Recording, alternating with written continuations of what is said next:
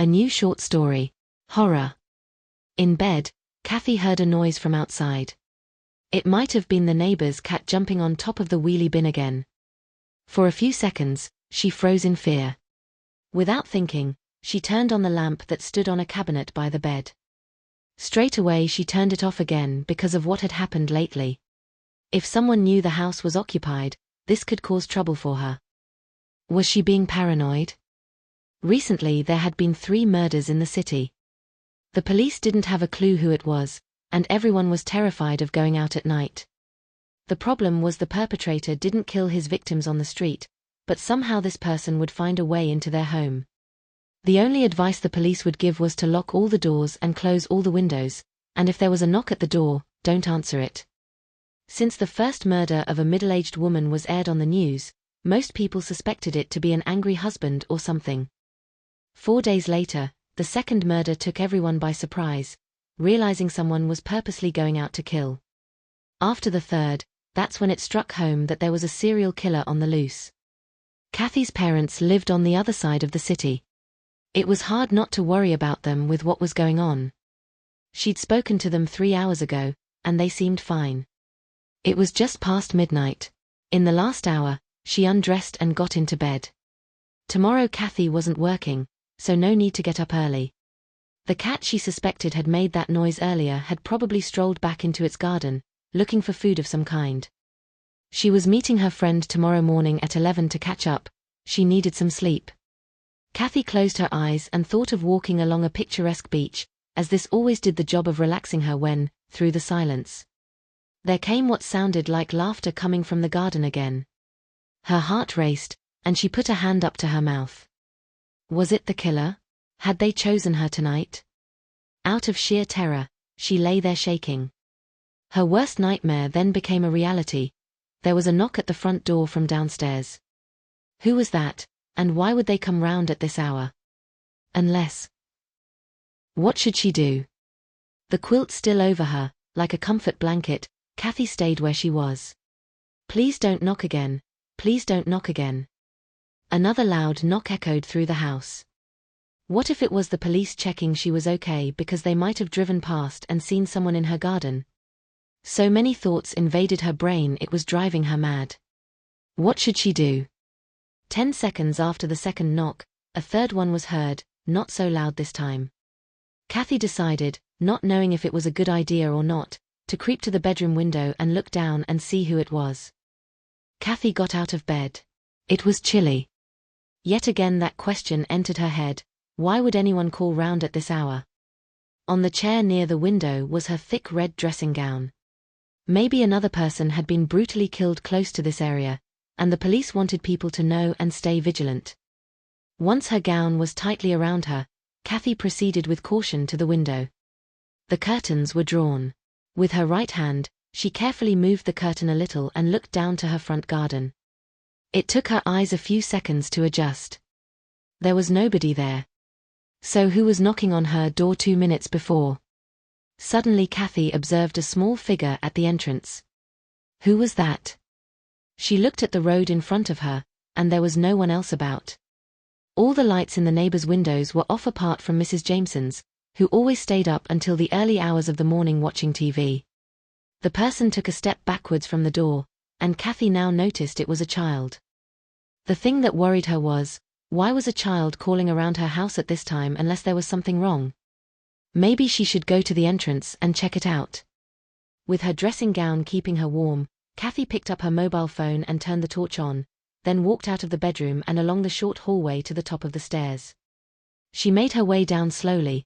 All the main lights were off as she didn't want to draw attention to herself. The light from the phone helped greatly as she proceeded to the door. A meter from the entrance she asked, "What do you want?" There was only silence. A small shadow appeared through the glass of the door. A girl's voice answered, "I think someone is following me. I'm really scared." Kathy thought the worst because there was a maniac on the loose. "Why are you out so late? Where are your parents?" It took the little girl a couple of seconds to reply, "I was with my mum. We left her friend's house, 2 streets from here, an hour ago. A man came out of nowhere and attacked my mum." At this point, She began to sob. "Carry on, sweetheart. Tell me what happened." The girl said emotionally, "I remember running as fast as I could away from him. I found myself on this street not knowing where to go. Then I saw a light come on briefly in your window, and so I was hoping you'd help me. I knocked on other doors, but no one answered. I was so desperate." Kathy believed she was telling the truth and picked up the key from a shelf close by, unlocking the door. She opened it and ushered the girl, who looked about 9, in quickly. She turned the key in the lock so no one would get in. The girl looked distraught, wrapping both arms around Kathy's waist. Kathy placed the key back on the shelf and put her phone down next to it without giving it much thought. She turned the hall light on. There. Everything's going to be okay now. You're safe. Sit in the living room just through there and I'll ring the police and explain what happened," Kathy said, not knowing what else to do in the circumstances. The girl who stood at 4'9" looked at her and said, "I'm so cold. May I have a warm drink, please?" She wanted to ring the police straight away, but the door was locked, and she didn't want the girl dying from hypothermia. Kathy escorted the girl whose arms were freezing into the living room. "Do you like tea? By the way, where's your coat?" The girl peered up at her. "After the man attacked my mother, he tried to grab me. I did the best I could to get away. I must have lost my coat then. Everything else is a blur." Kathy felt so sorry for her, poor little girl. She laid a little blanket over the child, saying, "I'll just pop into the kitchen and make you a nice hot drink. I'll ring the police afterward. Is that okay? Are you warm enough now?" For the first time since they met, the girl smiled at her. "I'm okay, thank you." Kathy was pleased the girl was now safe from harm. "I need to boil the kettle. I'll be back as soon as I can with your drink." Kathy walked to the kitchen area. She put some water into the kettle. Pressed the button to turn it on. It'd take 3 minutes to boil. Kathy got a tea bag out from the higher cupboard and put a spoonful of sugar into a cup. Without disturbing the child, she popped her head through the doorway of the living room. To her dismay, the girl wasn't there. Maybe she was using the toilet in the hallway? Kathy went to the hallway cautiously and with utter horror observed the child at the entrance, unlocking it. The girl took a step back, and the door was opened by someone from outside. Her heart raced. She felt sick to the stomach. That's how the killer had entered the victims' homes, by using a child, but who was the girl to the killer? A man wearing a hoodie entered. His face couldn't be seen. He bent down to the girl and whispered in her right ear. She left the house, disappearing from view. He closed the door quietly, locking it. The brute put the key down on the shelf and made his way into the living room silently. Kathy was in turmoil. What should she do? She needed to escape now. In the kitchen was a back door that led to the garden, and if she walked around the house and opened the gate, Kathy could make it to the road in front, then phone for help. She then remembered with panic she'd put the phone down next to the keys.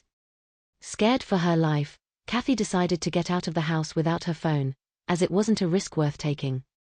She crept back to the kitchen where the key to open the back door was hung on the wall beside it. Kathy unhooked it, trying not to make a sound. Carefully she stuck the key in and turned it. With horror, a click was heard. Kathy looked behind her to see if he suspected anything. No one was there. With bated breath, she turned the handle, and the door opened. She proceeded into the darkness of the back garden. Using her hands, she felt her way around the walls to the gate. At the gate, she moved the latch up slowly.